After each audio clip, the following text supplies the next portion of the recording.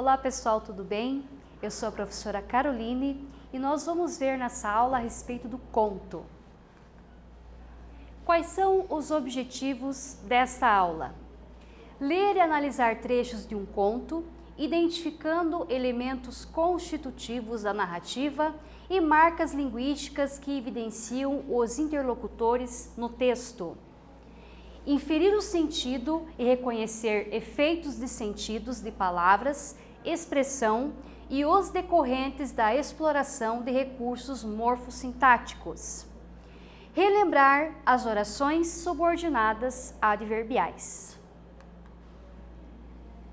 Modernismo. Você já ouviu falar em modernismo? Sabe do que se trata? E conhece o escritor Mário de Andrade? Já leu algo dele ou sobre ele? Aqui nós temos a imagem do Luigi Russolo, do ano de 1912. Síntese plástica dos movimentos de uma mulher. Olhe sobre tela, que está no Museu de Grenoble. Por que foi trazida essa imagem de 1912 para vocês? A principal proposta dentro do modernismo era fazer com que a literatura, a pintura, todas as formas de arte fossem colocadas de uma maneira diferente. Olhar a literatura, olhar a arte, olhar de uma maneira mais ampla, colocando a arte como forma de vida, colocando a arte de uma maneira mais fácil para o público. E isso aconteceu no nosso modernismo. Aqui no Brasil, a primeira fase do modernismo foi de 1922 a 1930. Toda uma revolução dentro da literatura aconteceu. Tudo começou a ficar diferente. A preocupação era trazer uma literatura nossa, com a nossa cultura. E o Mário de Andrade foi um dos principais escritores pertencentes do modernismo. Minha obra toda badala assim: brasileiros, chegou a hora de realizar o Brasil. Carta que ele fez a Manuel Bandeira, outro poeta modernista também, no dia 8 de novembro de 1924. Vamos agora para o conto 1º de Maio. No grande dia 1º de maio, não eram bem 6 horas, e já o 35 pulara da cama, afobado. Estava bem disposto, até alegre. Ele bem afirmara aos companheiros da Estação da Luz que queria celebrar e havia de celebrar. Os outros carregadores mais idosos meio que tinham caçoado do bobo. Viesse trabalhar que era melhor. Trabalho deles não tinha feriado. Mas o 35 retrucava com altivez que não carregava a mala de ninguém. Havia de celebrar o dia deles. E agora tinha o grande dia pela frente. Observe os 2 primeiros períodos inaugurais do conto. No grande dia 1º de maio, não eram bem 6 horas e já o 35 pulara da cama, afobado. Estava bem disposto, até alegre. Ele bem afirmara aos companheiros da Estação da Luz que queria celebrar e havia de celebrar. É correto afirmar que o narrador é letra A em primeira pessoa ou letra B em terceira pessoa? Vamos pensar um pouquinho?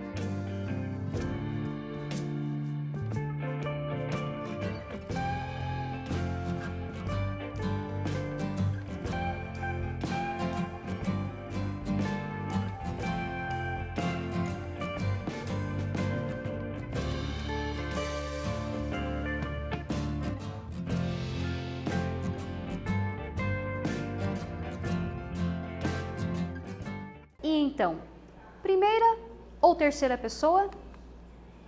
É claro que o narrador está em terceira pessoa. Eu tenho isso indicado nos verbos. Estava, ele bem afirmara, tem o pronome ele ali também, que confirmam a resposta. Continuando. Dia dele.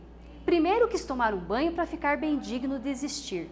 O 35 tinha um ar glorioso e estúpido. Porém, ele se agradava daqueles músculos intempestivos, fazendo a barba. Ia devagar, porque estava matutando. A partir da sua leitura do fragmento, responda as questões. O 35 tinha um ar glorioso e estúpido, porém, ele se agradava daqueles músculos intempestivos, fazendo a barba, porque o personagem da história se chama 35? Vamos lá.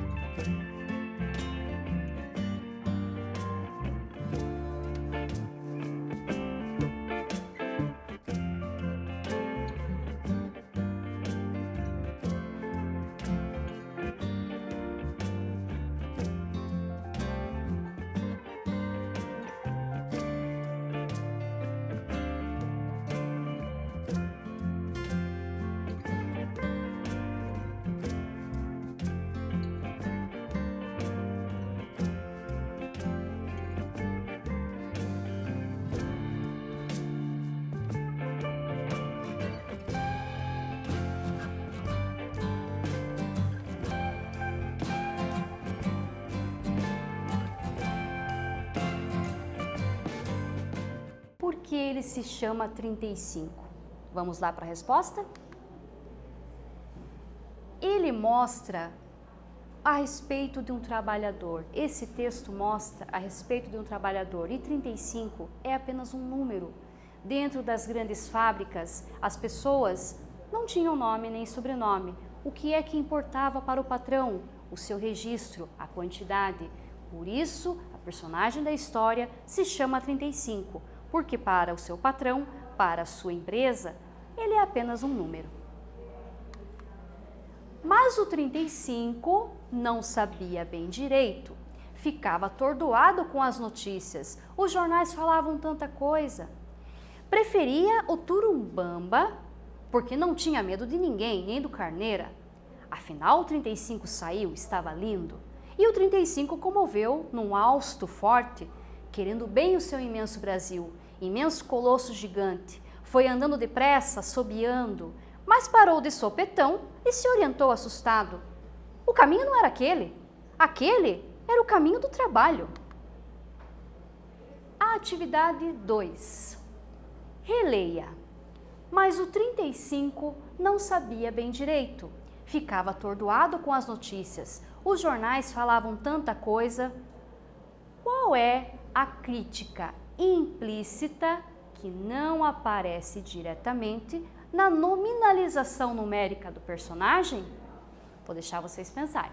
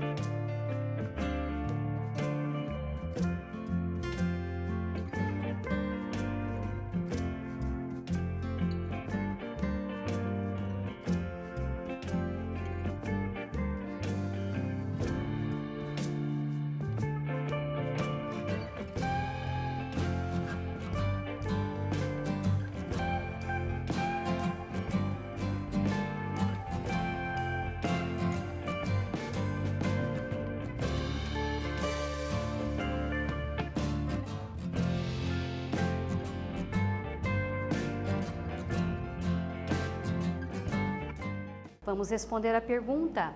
A crítica implícita, aquela que não aparece a respeito da nominalização numérica da personagem. É que nessa situação, gente, acontece a chamada reificação. Colocar a personagem não como uma pessoa, e sim como uma coisa, sim como um objeto de trabalho. É essa crítica que aparece nesse conto. Vamos continuar? Reificação, processo em que uma realidade social ou subjetiva de natureza dinâmica e criativa passa a apresentar determinadas características: fixidez, automatismo, passividade de um objeto inorgânico, perdendo sua autonomia e autoconsciência. Na literatura modernista, isto é bastante comum, as personagens serem reificados, tratados como objetos, como números. Continuando a leitura do conto, só que em seguida não encontrou nada na cidade, tudo fechado por causa do grande dia 1º de maio, pouca gente na rua, até que o 35 se depara com um certo tumulto. Continuando, e ele ficou todo fremente, quase sem respirar, desejando motins, devia ser Turumbamba na sua desmesurada força física. A sensação foi claramente péssima, não era medo, mas por que a gente havia de ficar encurralado assim? Para eles depois poderem cair em cima da gente, palavrão. Não vou, não sou besta, quer dizer, vou sim, desaforo, palavrão.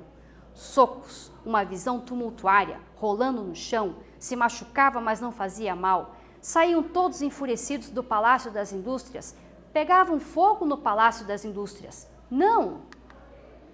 A atividade 3. A partir da sua leitura do fragmento, responda. O fragmento traz assim: a sensação foi claramente péssima, não era medo, mas por que a gente havia de ficar encurralado assim? Para eles depois poderem cair em cima da gente, palavrão. Não vou, não sou besta, quer dizer, vou sim, desaforo. É possível distinguir o discurso direto no personagem 35 do discurso indireto do narrador em terceira pessoa? Como se chama esse recurso narrativo que confunde discurso direto e indireto em uma narrativa? Podem pensar aí.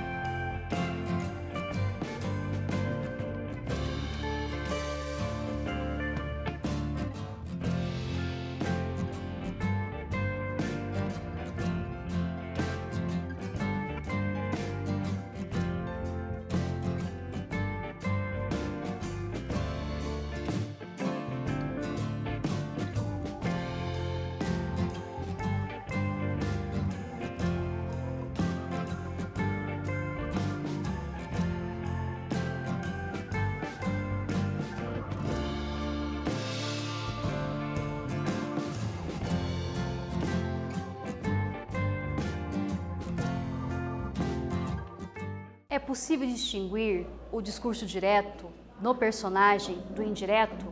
Óbvio que não, não tem como. Sabem por quê?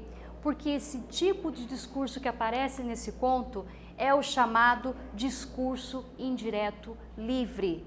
Ele dinamiza a narrativa e confirma a onisciência do narrador.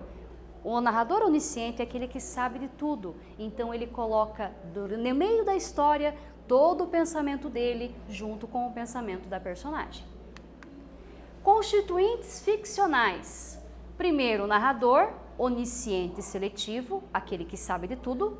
O tempo da crônica foi os anos 30. O espaço, São Paulo.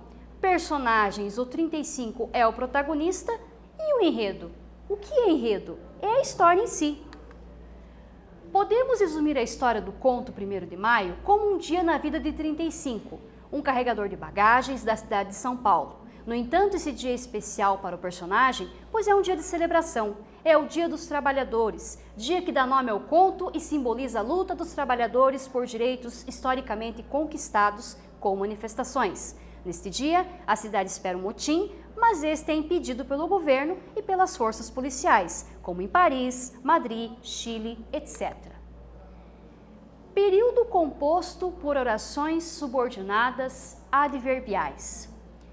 No período composto por subordinação adverbial, existe uma relação de dependência entre as orações.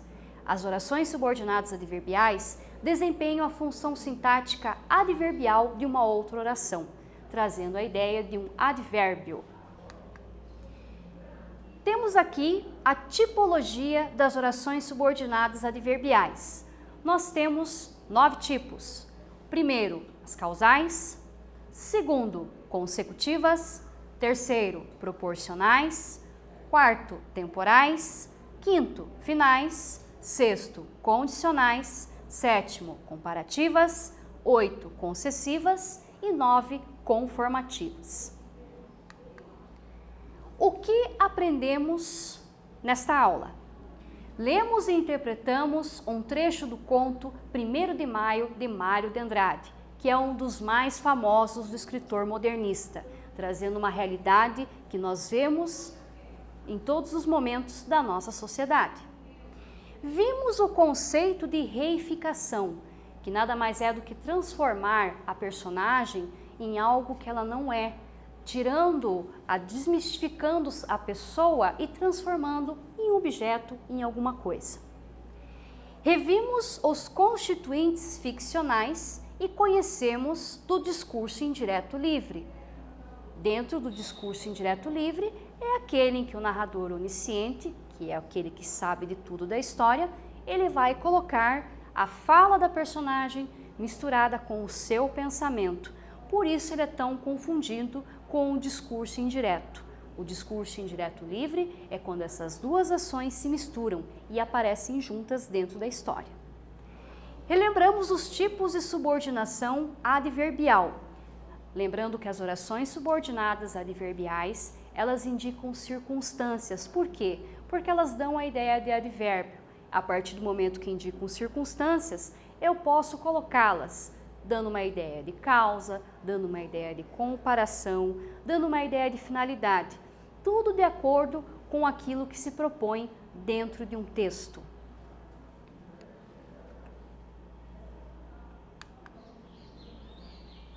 Por fim, espero que vocês tenham gostado. Essa foi a nossa aula de conto, falando um pouquinho do modernismo, falando um pouquinho do Mário de Andrade, falando a respeito desse conto tão conhecido que trata a respeito de toda a situação que os brasileiros passam no mercado de trabalho, comemorando o 1º de Maio. Muito obrigada e até a próxima!